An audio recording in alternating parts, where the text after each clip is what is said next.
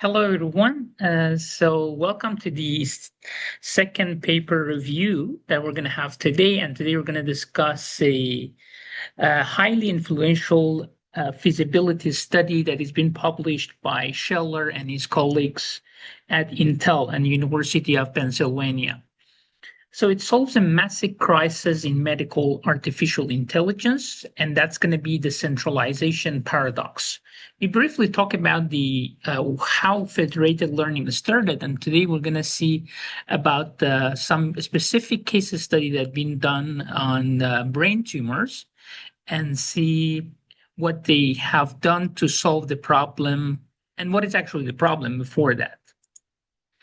So I want to start with I'm going to bring this, hopefully you're okay with that. So I just make this full screen and so you see better. I'm going to write everything here on this PDF. Okay. Okay.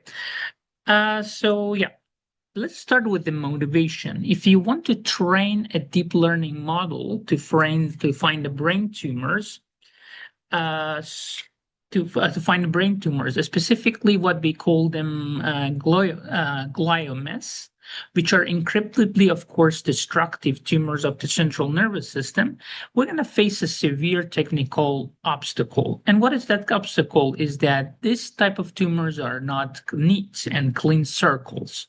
So they are actually very chaotic and they are varying radiographic profile. So to map them out, the experts, I mean, I'm specifically talking about the neuro radiologist, they must sit down and actually manually label these images pixel by pixels, and this is called the semantic image segmentations.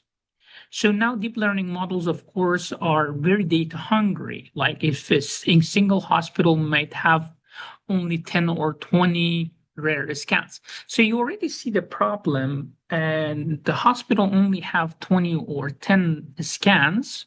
So how they can train a model with just few shots? I mean, we can do few shots learning too, but still we're going to face some limitations. One way to solve this problem is that 20 hospitals, for example, can sit and collaborate with each other. So they all upload their private patient MRI to share data cloud centers, and then they collaborate.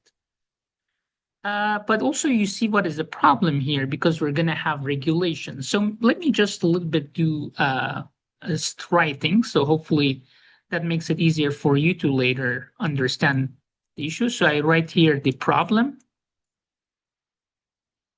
So the problem is the medical image segmentation. Segmentation. And the goal is, of course, to do a semantic segmentation, which means that we want to assign label to every pixel. So again, the goal is assign label to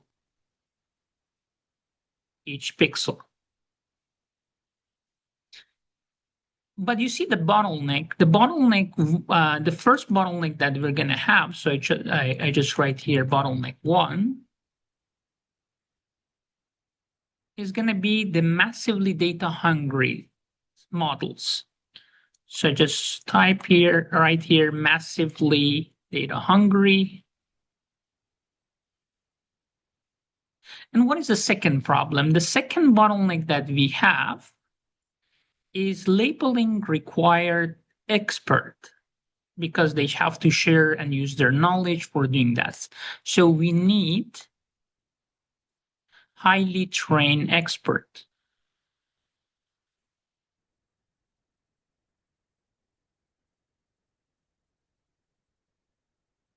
Now, if we are trying to do it the traditional pipeline, which means that we share the data with the centralized hub, and all of them, and then we accumulate all these images and do the training. Of course, the problem is regulations. So what is the traditional methods?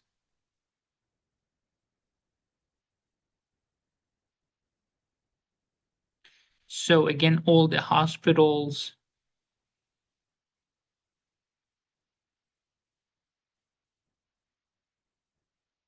So let's say this is hospital one, hospital two, hospital three, and all of them share their data, raw data, with the central model, or this is a central hub. But we're going to have a lot of regulations, including HIPAA, or we might have GDPR. And a lot of provinces, like let's say in the United States, a lot of states actually, or a lot of provinces in Canada, gonna have their own regulations too. So besides this, if you try to share the data, even after anonymization, still there is a risk of privacy leaks. So which means that the image can be re-identified even after anonymization. And there's been a lot of studies on that attackers could actually do that. And there's a technical overhead too. So the next problem is the technical overhead, which means that what about the channel that you're transferring the data, right? You don't have a very high speed channel usually. And this multi-model 3D MRI scans are actually very huge. And the next problem that we have is geopolitical and data sovereignty. So you see, for example, if you are sharing the European citizens' data with some countries outside of the European Union, this is not possible because you are violating GDPR. So we have to figure out like how to solve this problem, and also like about the specific type of tumors that I talked about. So it's going to have a lot of, again, structural variety or heterogeneity. So we need that subregion analysis, of course, that you are aware of the problems that you might face. So now we move on to second part. Now we're going to see what is going to be the architecture, how we can solve this problem. And we have already seen this in the previous section that one way to solve this is that the hospital don't share the data. You see, because the hospital here are sharing the data. We said, what if instead of sharing data, we share just the weights? So let's not to share the data. Instead, we share the weights of the model, which means that hospital three train their model and share the weights. But again, there is a problem there, and you know it because I just talked about it. Each hospital have, for example, just 10 images. That's usually not enough for the creating a model or training model with very high accuracy. So let's see what we can do about this. One of them, of course, the federated learning that you already are aware of that if you have watched the previous video. But I'm gonna just make a draw here, so hopefully make it more clear. So we're talking about the federated learning,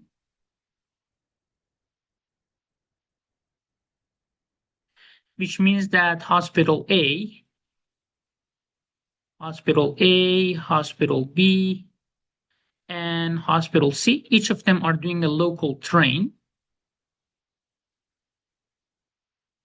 Here also we do a local train. And the next hospital also doing a local training. And now all of them update the model weights after training. So I call here updated model weights. So the same here and also the same here. Now, after this, what we need to do, we need to send this updated model weights to a central aggregator server. So we send this tree here to a central aggregator, central aggregator. Yeah, sorry for the writing. There is an issue with the pen anyway. Let me know later if you think like it is not clear that you cannot read it, but hopefully by saying that also you understand what I'm typing. And finally, this aggregated model will update a global model and will share with you the global weights.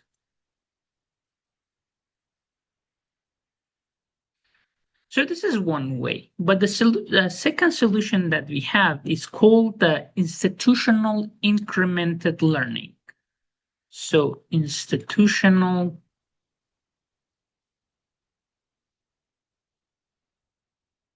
incremented learning, IIL. So this way we say like hospital A do a training and then pass the weight to hospital B. So hospital A train and pass the weight to hospital B. And now hospital B doing the same, train and pass, this time to hospital C. And now we get the final model. But here can get us into trouble. And that what cause we call it catastrophic forgetting. So the problem that we might face in this scenario is called catastrophic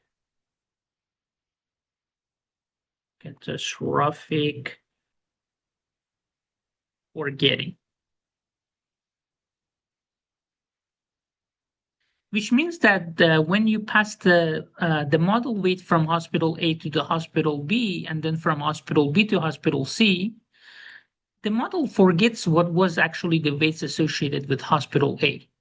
So it looks like that already the model think that never learned anything from hospital A, which is not good, especially when you have a lot of hospital. Let's say you have 100 hospitals, and then you keep sharing with the next one and next one. Finally, the last hospital, when train the model knows nothing about the first hospital that it started the training with. So we have a solution for this problem, and that is called the cyclic institutional incremental learning that I'm gonna write next. So let me clear my drawing here. So this is called cyclic institutional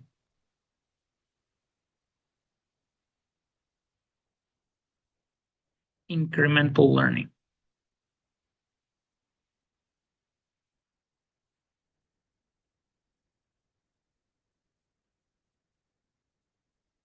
Or abbreviated as CIIL. So instead of visiting each site once, the model cycles through the chain repeatedly over multiple rounds and running only a small fixed number of training epochs at each stop to keep the weight from straying too far. So let's draw this. So I show you how that exactly gonna look.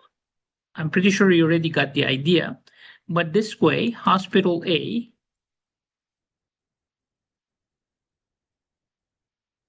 do the training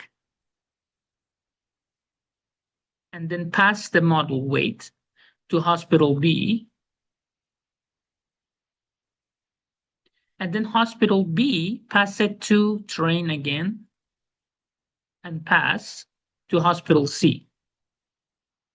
So far, it looks like the institutional incremental learning that we saw previously. But what is different this time that we create a loop, which means that now hospital C, we share back with hospital A. So we keep repeating this loop until the model performs intended. So this shows to be a better result because hospital A is kept in the loop and then it has its impact. So instead of visiting each site once, the model cycles through the chain, of course, repeatedly. There's a headache here. Of course, you can guess it already. Because it runs in series, again, hospital A, then hospital B, and then hospital C, which means that the model weight's gonna constantly fluctuate as you move sequentially through uh, this chain. So you cannot actually easily run validation, so you have to wait for the entire chain to finish, which makes it actually quite unstable. Now let's move on to the next part that is about the segmentation engines. We're gonna design a unit and the dice loss function, so we see how we can train this type of models. So in this section, we introduced three solutions. One of them was federated learning. The other was institutional incremental learning. And finally, we had this cyclic institutional incremental learning.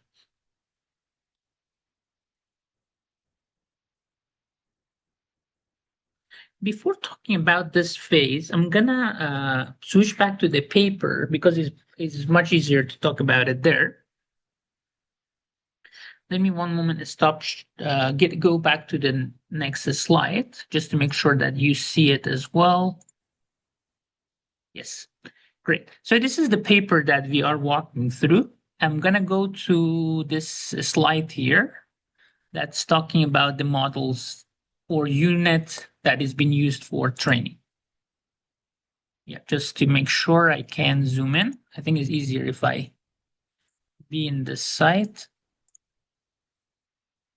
Yeah, now it's much better. So here you see this is the first MRI scan, the scan that we have, and we're gonna send it from the left side to the right side. And it's gonna go through multiple process. So in the far left, as you can see, let me bring the pen here. So in the far left here, you see an image that is a 2D grayscale brain MRI slice. So it's a 2D brain MRI slice. And as you can see here, the size of that is going to be 128, but 128 by 1.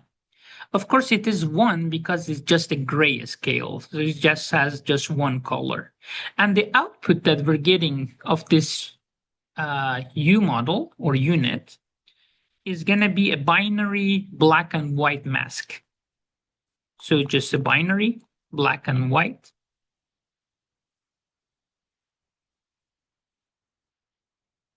And you see that the size again is consistent. It is 128 by 128 by 1. And you see the white section here. Let me show you here. So the white section that you are seeing here in the section that I am making colorful, this is the part that actually showing the boundary of the whole tumor volume that is predicted by the model. Okay, now let's see what happens from the input to the output. First, on the left side, let me delete here, or maybe I keep it probably. Maybe I delete here because that's cleaner anyway. Now let me change the color so you see also better. I think green is good. So you see the left side, what is happening, we call it image size shrink. So here,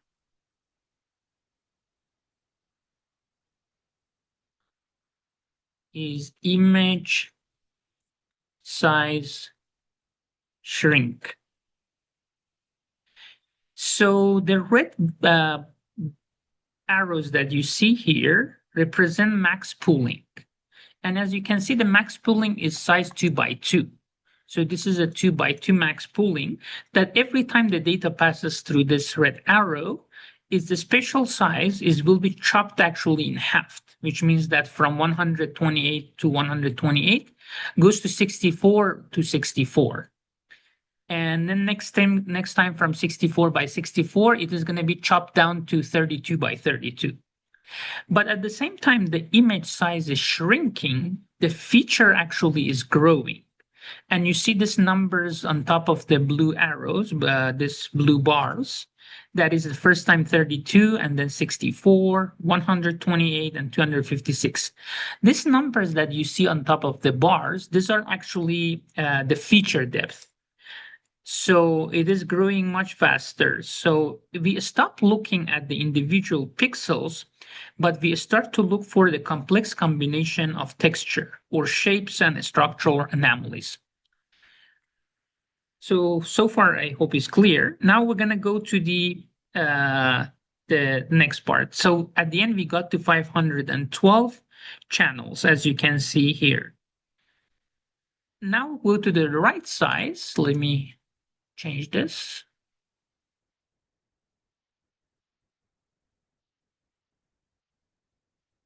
Is doing the exact opposite, and actually this is called the expanding part. This part is shrinking and the right side is expanding. So this time is the opposite happening. The image size is expanding, keep going all the way until get to the 128 by 128. But at the same time, also the feature depth is decreasing. Decrease from 512 that is to the bottom and goes all the way to 32 that is on the top. But there is a secret sauce here, and that secret sauce is this dotted line. You see there are a couple of dotted lines here. Let me show you more specifically, maybe with highlighter. I'm talking about these lines here, or this line here. These are the secret. Why? Because when you compress an image on the left side, you lose the pixel perfect details of where things originally located. If you only use the right side that we see here to upsample, then the final tumor mask would look really blurry, of course, and inaccurate. So in order to fix this, the unit's gonna use concatenations arrow that you see here that's shown by this horizontal line. So the model takes the sharp high resolution spatial maps from the left side and takes them to the right side and concatenate it to the upsampled maps. So we're also taking the features or the high resolution spatial maps from the left and move them to the right. So in that case, the network gonna combine high level context from the deep layers with sharp localized spatial information from the early layers. So we're going to combine both high-level contexts that we got after passing through all these layers with the localized spatial information that we get from these early stages. So in that case, what we get is a very nice picture that shows exactly where the tumor is located. Okay, great. Now let's move on to the last part of this. I'm going to show you some statistics and we discuss this further. We have to talk a little bit about some equations here. It would be easier if I do that. Okay. So let's see how the equation going to work.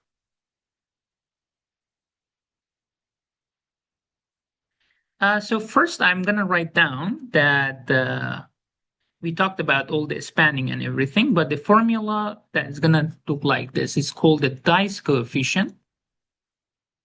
Dice coefficient. And or we say DC, and it's going to be equal to 2 PT here, P plus T. So what it does, it basically measures the overlap between the model predictions, as you can see with, let me make the pen a bit thinner here. So the model prediction that is shown by P and also the radiologist manual annotation that is shown by T. So again, P is the predicted binary mask or the prediction of the model, predicted binary mask. And T is radiologist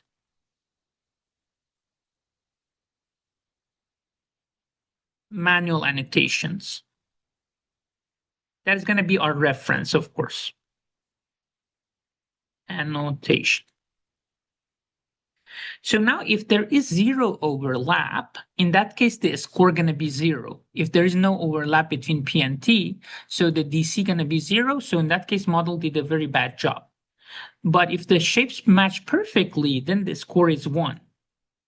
But just note that the human expert neuroradiologists, when they score each other's work, also there is a baseline agreement of not 100%, but the baseline agreement going to be 85 plus minus 0.8. So this is the case that the radiologist checking someone else's, another radiologist's work. So even if a reference check another reference works, we're going to get to this much of a score. So we cannot pass the raw calculation directly now to our optimizer. Let's say if you are using in your machine learning an Adam optimizer, and the reason is that what if this division becomes 0, right? The fraction. So we have to solve this. In order to solve this, we define a new formula, or we try to make it smooth with the Laplace smoothing. So we define loss is equals to log of P plus T plus 1 minus log 2pt plus 1. Now this is the equation that we're going to use for the loss. And it's going to be stable because there's no division to be 0. And finally, we're going to look at some result here that I have to show you. First, the database that they have used here, let's start from there, but let me maybe scroll down a little bit. Yeah. So the database that they used for this study is called BRA-TS. That's a very, very famous data sets, especially for those of you working with healthcare data. For tumor studies and that, you see a lot of good data sets here. And they ran a centralized data sharing baseline where all the 178 patients were pulled onto one machine. So how many patients we had?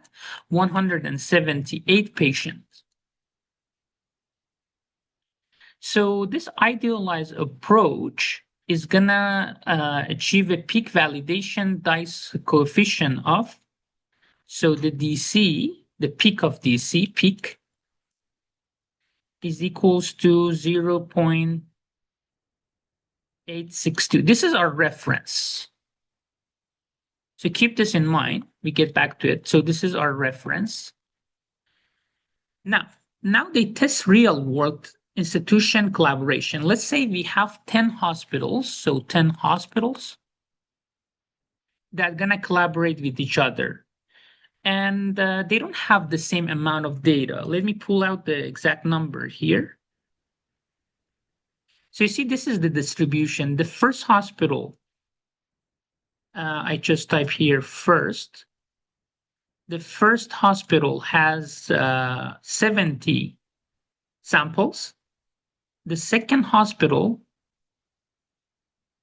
has 27 samples. Third has 12. Fourth has 11. Fifth, 9. And they are decreasing like this. So you see that already, just to make sure I didn't skip anything, 27. Oh, this has been 17. Sorry, also not very important here, but this is 17. And this is 12. This is 12. And this is 11. And 6 hospital is just 9. 7 hospital has only 6 sample. 8 hospital has only 6 sample. 9th hospital has 4 samples. And the last hospital has only 3 samples. So this is very crazy because not all the hospital has the same amount. This is kind of like similar to the paper that we discussed before, that not every phone has the same amount of information. That's going to make an unbalanced distributions. So we talked about this now. Now let's go to the result and see what they get here. So when they trained this model using IIL, so if they use IIL for training, they performed an DC of 0.803. When they used the CIIL, that was a cyclic approach, they got a DC of 0.820. So you see the result got better because we don't have that forgetness in the result. And finally, when they used federated learning, the DC improved much more and they got to 852. You see it's very close to the reference, that is 0.862. So when they intentionally fragment the data across higher hospital, for example, instead of 10 hospitals, they try to share the data between 32 hospitals. So it means that every hospital just got fewer than 6 patients. In that case, actually, the model like IIL, so if we use to share the data between 32 hospitals, now the DC decreased significantly to 701. But the federated learning still showed very nice result. Even with the 32 institution, the federated learning got to a DC of 0.857. So you even got very similar result. So this reveals that federated learning is not just, of course, a theoretical exercise, but is a robust and scalable and operationally viable architectures. So yeah, please go and read the paper. It's a very nice paper. You see much more result that they shared under experimental. And these are some of the results that I just showed you when they tried to increase the number of the hospitals from 1 to 32. And you see that in that case, how many subjects per average the institution, each institution gonna have.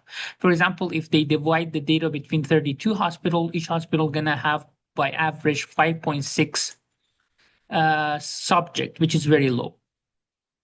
And here also show the result. You see compared to the reference that is 0.862,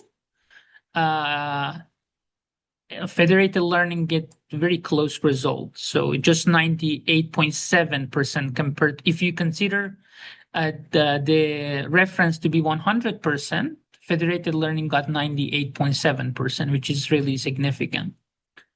And this is the benchmark that we talked about it, and also some results like how the benchmark works. You see, I just talked about it already. That if they try to increase the number of institutions, then IIL doesn't do a good job. But federated learning still is doing a good job.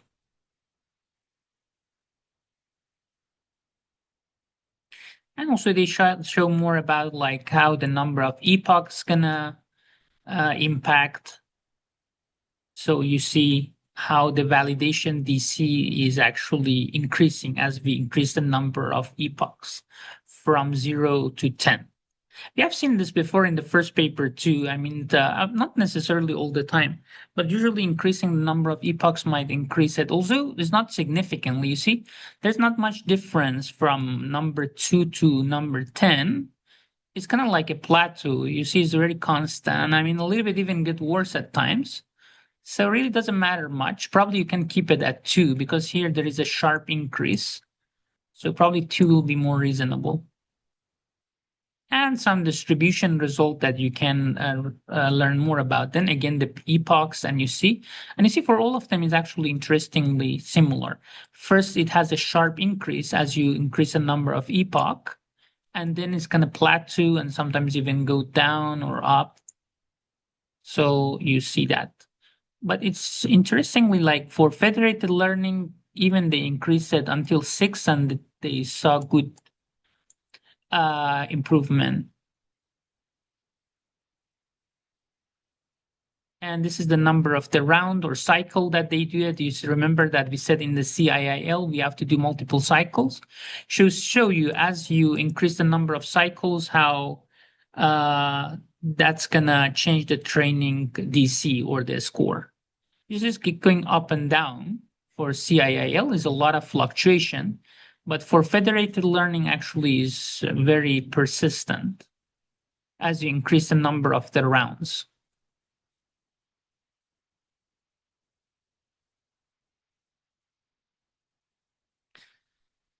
So let me see if there's anything else to show you.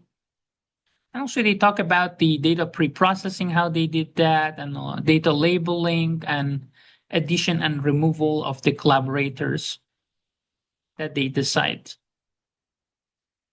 But still, this is not like with privacy preserving. If you want to do it, I mean, sharing the model data is also not a good idea because like attackers can learn the data from the model weights. So this type of a study can be improved, and that's what we're trying to do right now. There's been a studies that actually they showed that, but it's a very hot research topic that you may be interested in. So the data pre-processing, also they said like although the data is not centrally shared, sources of variations and acquisition needs to be considered. And they said like the uncontrolled acquisition environment where the highest throughput is produced makes such data of limited use significant since the standardization cannot be controlled. Pre-processing should account for harmonization and heterogeneous data. So that's how you make sure that your data is more like standardized and normalized. And also if you want to label it so you have to have some expert too to do this labeling. Also, you want to avoid the bias of the operator because again, like not all the operators having the same kind of opinion, and that's why we saw that even if the same, if different operators try to look at each other's work, they're not going to be 100% agree, and accuracy is like 86%.